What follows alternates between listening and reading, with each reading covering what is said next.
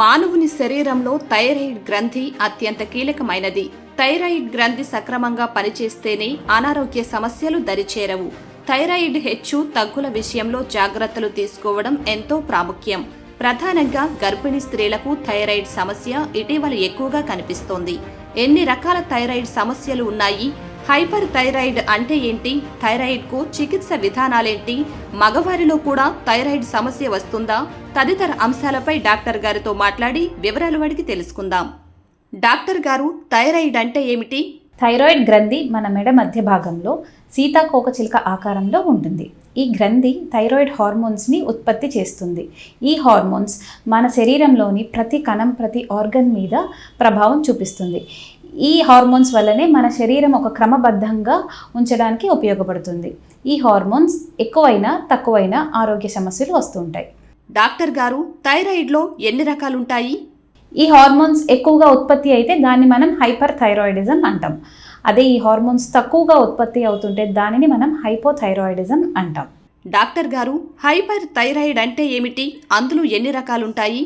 Hypothyroidism అంటే thyroid hormones తక్కువగా ఉండడం. సో మనం జనరల్గా ఆడవాళ్ళలో ఎక్కువ చూస్తూ ఉంటాము.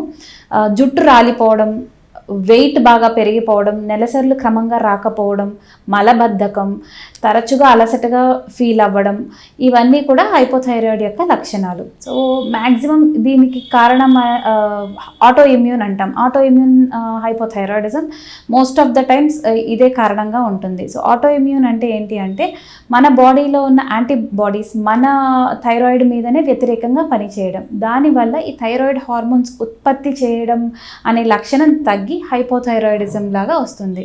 సో మనం ఎక్కువగా చూసే కేసెస్ అన్నీ కూడా ఆటో ఇమ్యూన్ హైపోథైరాయిడిజం. దీనికి జనరల్గా ట్రీట్మెంట్ తప్పనిసరిగా అవసరం అవుతుంది. సో మనం థైరాయిడ్ టెస్ట్ చేసినప్పుడు TSH వాల్యూ దానిని చూసుకుని దాని ప్రకారంగా థైరాయిడ్ ట్రీట్మెంట్ అనేది స్టార్ట్ చేస్తాం.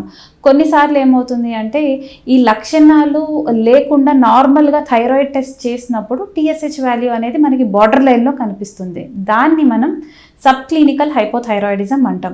సో దానికి ట్రీట్మెంట్ ఇవ్వాలా వద్దా అన్నది మాత్రం మీరు డాక్టర్ని సంప్రదించి మీ లక్షణాలు బట్టి టెస్ట్ని చూసి దాన్ని బట్టి డాక్టర్ మాత్రమే డిసైడ్ చేస్తారు. డాక్టర్ గారు, హైపోథైరాయిడ్ అంటే ఏమిటి? అందులో రకాలేమిటి?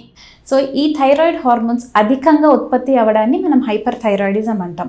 దీని లక్షణాలు ఇందాక మనం అనుకున్న హైపోథైరాయిడ్ లక్షణాలకి వ్యతిరేకంగా ఉంటుంది. అంటే ఇక్కడ మనం బరువు తగ్గిపోవడం, ఆకలి బాగా పెరగడం, మోషన్స్ అయిపోవడం, చేతులు వనకడం, గుండె దడ రావడం, అలసట, కొన్నిసార్లు ఏంటంటే మజిల్ వీక్నెస్, ఇవన్నీ కూడా మనం హైపర్ థైరాయిడిజంలో చూస్తూ ఉంటాం. ఇక్కడ ముఖ్యంగా మనకి ఒక పేషెంట్ వచ్చి నాకు ఆకలి బాగా పెరిగింది కానీ నేను బరువు తగ్గిపోతున్నాను, ఏంటో అలజడిగా అనిపిస్తోంది, గుండె దడగా అనిపిస్తోంది, ఇవన్నీ లక్షణాలు చెప్తున్నప్పుడు ముందుగా మనం ఈ హైపర్ థైరాయిడిజంని చూసుకోవాలి. అలాగే ఈ పేషెంట్స్ ఒక్కొక్కసారి మనం ఎగ్జామిన్ చేసినప్పుడు కళ్ళు పెద్దగా అవడం కానీ, బయటకు వస్తున్నట్టు అనిపించడం కానీ, ఇలాంటి లక్షణాలు కూడా మనం చూడొచ్చు. అలాంటి వారు ఒక్కసారి థైరాయిడ్ టెస్ట్ చేయించుకుని ఇది ఉందా లేదా అనేది నిర్ధారించుకోవడం ఎంతో ముఖ్యం. డాక్టర్ గారు, గోయిట్రీ అంటే ఏమిటి? సో గాయిటర్ అంటే ఈ థైరాయిడ్ గ్లాండ్ అనేది వాపు రావడాన్ని మనం గాయిటర్ అంటాం. సో ఒక్కొక్కసారి ఏంటి అంటే ఈ వాపు ఉన్నా కూడా థైరాయిడ్ టెస్ట్ నార్మల్గానే ఉండొచ్చు. సో మనం ఏంటి అంటే దీనికి ట్రీట్మెంట్ ఎప్పుడు చేయాలి అని చాలామందికి అనుమానం ఉంటుందన్నమాట. సో థైరాయిడ్ లెవెల్స్ బాగానే ఉండి ఈ వాపు వల్ల మీకు ఇబ్బంది లేకపోతే మనం దాన్ని అంత కంగారు పడాల్సిన అవసరం లేదు. ఒక్కొక్కసారి ఈ వాపు బయటకు ఎలా వస్తుందో లోపల కూడా అలానే ఉండి మన మాట బొంగురు పోవడం, గొంతు ఏమైనా ఫుడ్ తినాలన్నా మింగుడు పడకపోవడం, ఇలాంటి ఇబ్బందులు స్టార్ట్ అయినా, లేదు ఒక్కొక్కసారి ఏంటి అంటే మనం దానిలోంచి టెస్ట్ తీస్తాం FNAC అనేది, అందులో ఏదైనా క్యాన్సర్ లక్షణాలలాగా మారుతుంది అన్నట్టు కనిపిస్తున్నా, ఇలాంటివి ఏమన్నా ఉంటే దానికి తప్పనిసరిగా ట్రీట్మెంట్ అవసరం. డాక్టర్ గారు, థైరాయిడ్కి చికిత్స విధానాలేంటి? సో ఇందాక మనం చెప్పుకున్నట్టుగా హైపోథైరాయిడ్ అనేది మోస్ట్లీ ఆటో ఇమ్యూన్ కాజెస్ వల్లనే వస్తుంది. అంటే మన యాంటీబాడీస్ థైరాయిడ్ మీద పనిచేయడం వల్ల థైరాయిడ్ హార్మోన్ని ఉత్పత్తి చేసే గుణం తగ్గిపోతుంది అనమాట. సో తప్పనిసరిగా మనం మన జీవక్రియ అంతా బాగుండాలి అంటే హార్మోన్ అనేది మనం బయట నుంచి ఆ థైరాక్సిన్ ట్యాబ్లెట్ అనేది మనం వేసుకుంటేనే ఈ ఈ జీవక్రియ అంతా కూడా ఒక క్రమబద్ధంగా వెళ్తుంది అనమాట. సో తప్పనిసరిగా ట్యాబ్లెట్స్ వాడాలి. దీనికి ఎంత డోసు ఎలా వాడాలి అన్నది మాత్రం మీరు ఒక డాక్టర్ని కన్సల్ట్ చేసి మీ బరువును బట్టి మీది లెవెల్స్ బట్టి వాళ్ళు చూసి వాళ్ళు ట్యాబ్లెట్ అనేది సజెస్ట్ చేస్తారు.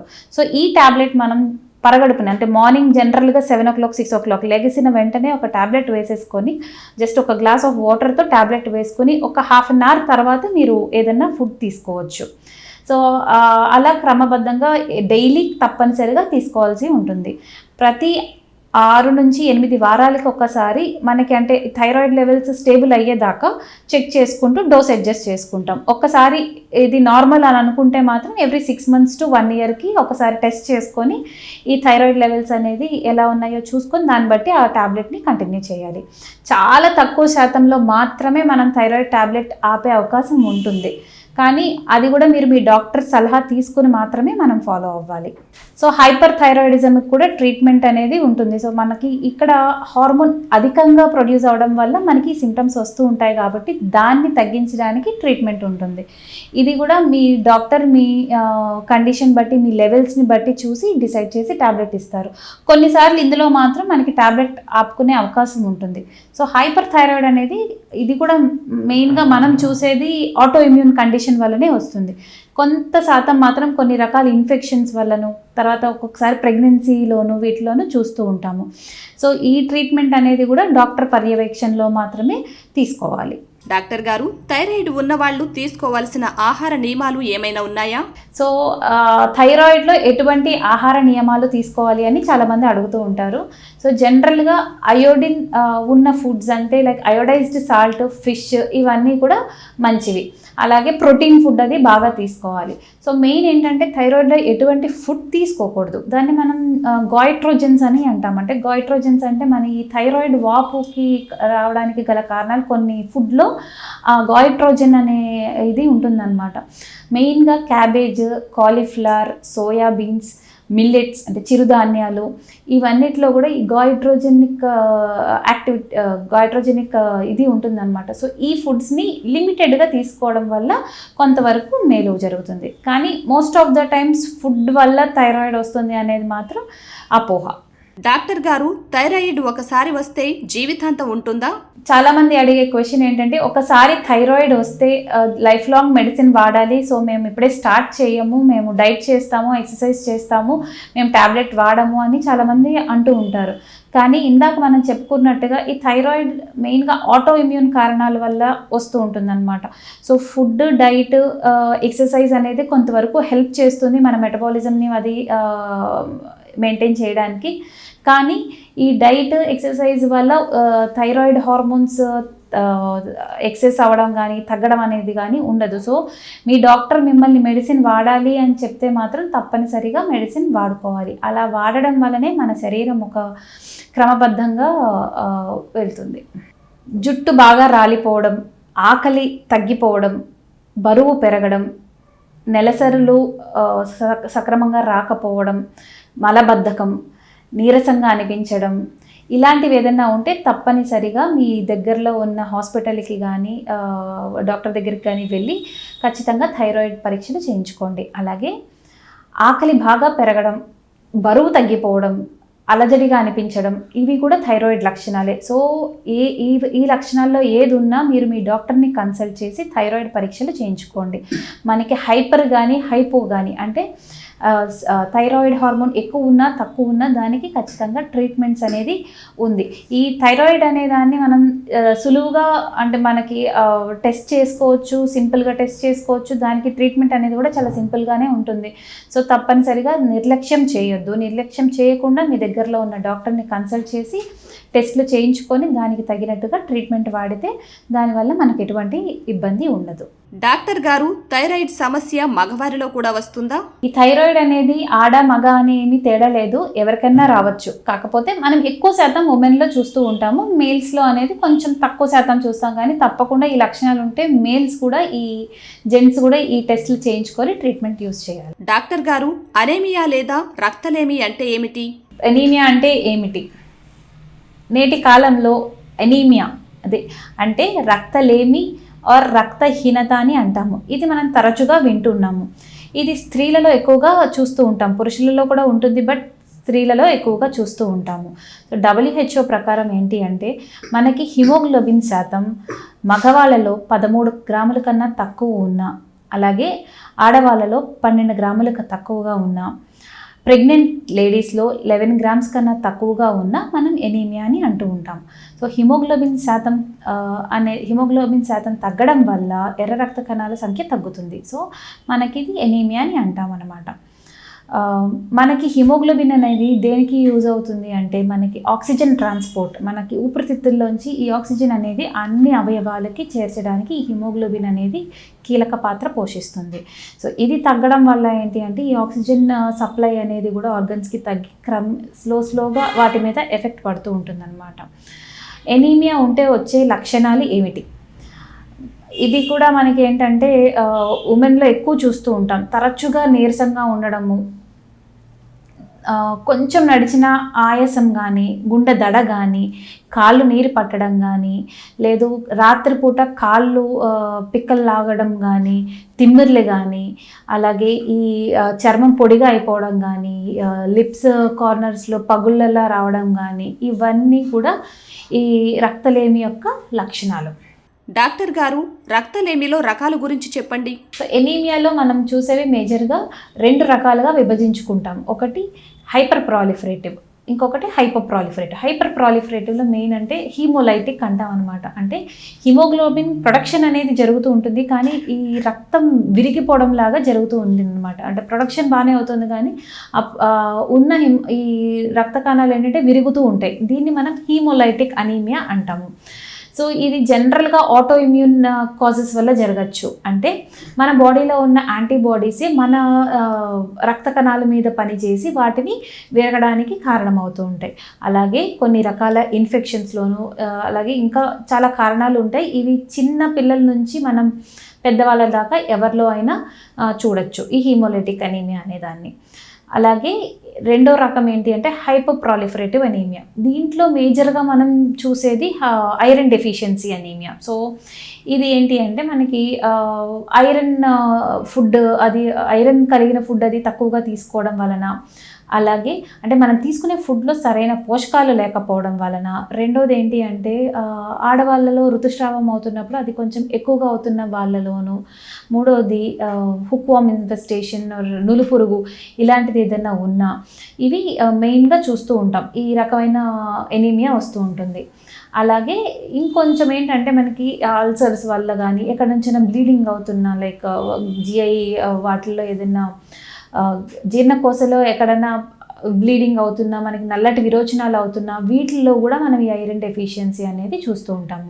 సో ఈ పేషెంట్ కొంచెం పని చేసిన అలసట రావడం, నడుస్తుంటే ఆయాసం కానీ, గుండె దడ కానీ, కాళ్ళు వాపులు రావడం కానీ, ఈ చర్మం పొడిబారిపోవడం, ఇలాంటి ఏ లక్షణాలు ఉన్నా తప్పనిసరిగా ఒకసారి హిమోగ్లోబిన్ చెక్ చేసుకొని దానికి మనం ఏ రకమైన ఎనీమియా అనే దానికి సరైన పరీక్షలు చేసి నిర్ధారించుకొని దానికి తగ్గ ట్రీట్మెంట్ తీసుకోవాలి.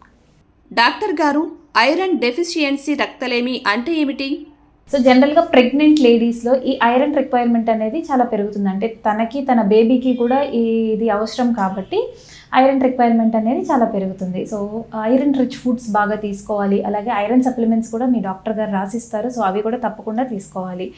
అలాగే పాలిచ్చే తల్లులకు కూడా ఈ ఐరన్ రిక్వైర్మెంట్ అనేది చాలా ఎక్కువ ఉంటుంది. సో అప్పుడు కూడా సప్లిమెంట్స్ సరిగా వాడడం వల్ల ఈ నీరసము దీనివల్ల వచ్చే కాంప్లికేషన్స్ నుంచి బయటపడవచ్చు. ఇది అనీమియా అనేది మగవాళ్ళలో కూడా చూస్తూ ఉంటాము. సో మగవాళ్ళలో 13 గ్రాముల కన్నా తక్కువ ఉంది అంటే తప్పనిసరిగా దీనికి గల కారణం ఏంటి అనేది ఇవాల్యుయేట్ చేసుకోవడం ఎంతో అవసరం. ఫుడ్ ఐరన్ డెఫిషియన్సీ అనేది ఏంటంటే ఫుడ్ న్యూట్రిషన్ తక్కువ ఉన్నా వస్తుంది. కానీ మగవాళ్ళలో మెయిన్గా మనం ఈ జీర్ణకోశకు సంబంధించిన దీన్ని కూడా మనం ఇవాల్యుయేట్ చేసుకోవాలి. అంటే మీరు మీ డాక్టర్ని కన్సల్ట్ చేసి దానికి గల అవసరమైన టెస్ట్లు చేసి దానికి తగ్గట్టు ట్రీట్మెంట్ చేస్తారు. డాక్టర్ గారు, రక్తలేమికి చికిత్స విధానాలేమిటి? సో మనకున్న హెమోగ్లోబిన్ పర్సెంటేజ్ బట్టి మన ట్రీట్మెంట్ ఉంటుంది. అలాగే మనకున్న లక్షణాలు బట్టి కూడా ట్రీట్మెంట్ అనేది ఉంటుంది.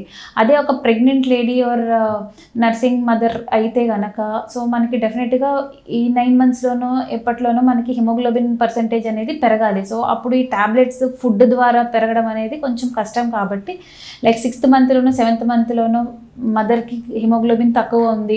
సో మనకి నెక్స్ట్ 2 to 3 monthsలో మనకి డిజైర్డ్ లెవెల్ రావాలి అంటే ఇంజెక్షన్స్, ఐరన్ సుక్రోజ్ ఇంజెక్షన్స్ ఉంటాయి, లేదా FCM అంటాము, లైక్ ఫెర్రిక్ కార్బాక్సిమాల్టోస్ ఇంజెక్షన్స్. ఇవి మీ డాక్టర్ సలహా మేరకు పెడతారు. అలాగే కొన్నిసార్లు సర్జరీస్ కానీ ఇలాంటిది ఏదన్నా ఎమర్జెన్సీలో అవసరం లేదు, పేషెంట్కి బాగా తక్కువ ఉండి దానివల్ల ఆయాసం బాగా ఎక్కువ అవడం, హార్ట్ ఫెయిల్యూర్లో ఉండడం, ఇలాంటిది ఏదన్నా ఉంటే మాత్రం బ్లడ్ ట్రాన్స్ఫ్యూజన్ కూడా అవసరం పడుతుంది. లేదు పేషెంట్ అంతా స్టేబుల్గా ఉండి పెద్దగా ఇబ్బంది లేదు, మనకి 8 grams 9 grams అబవ్ ఉంది అనుకుంటే కనుక ఐరన్ టాబ్లెట్స్ అనేది మీకు సజెస్ట్ చేస్తారు. సో వాటితో పాటు ఐరన్ రిచ్ ఫుడ్స్ని కూడా బాగా తీసుకోవాలి. జనరల్గా నాన్ వెజ్లో మీట్, లీన్ మీట్, ఎగ్స్ ఇవన్నీ బాగా తీసుకోవాలి. వెజిటేరియన్స్ ఏంటంటే ఆకుకూరలు, బీన్స్ ఇలాంటి ఫుడ్ అంతా కూడా బాగా తీసుకోవాలి. దానిమ్మ ఫ్రూట్స్లో ఉంటుంది, అలాగే డ్రై ఫ్రూట్స్, ఇవన్నీ కూడా మనం పోషకాలు బాగా ఉన్న ఫుడ్ తీసుకోవడం వల్ల ఇది మనకి రక్తలేమి రాకుండా చూసుకోవచ్చు. అలాగే లేడీస్లో ఈ ఋతుస్రావం అది ఎక్కువ అవుతుంది, ఇవన్నీ కూడా మనకి ఏ కారణం వల్ల అవుతుందో చూసుకొని దాన్ని కరెక్ట్ చేసుకుంటూ మనం సప్లిమెంట్స్ తీసుకుంటే ఈ ప్రాబ్లం అనేది తొందరగా సాల్వ్ అవుతుంది. మనకు అసలు కారణాన్ని ట్రీట్ చేసుకోకుండా ఐరన్ టాబ్లెట్స్ వేసుకుంటూ ఉన్నా ఇది తొందరగా మనకి నయం కాదనమాట.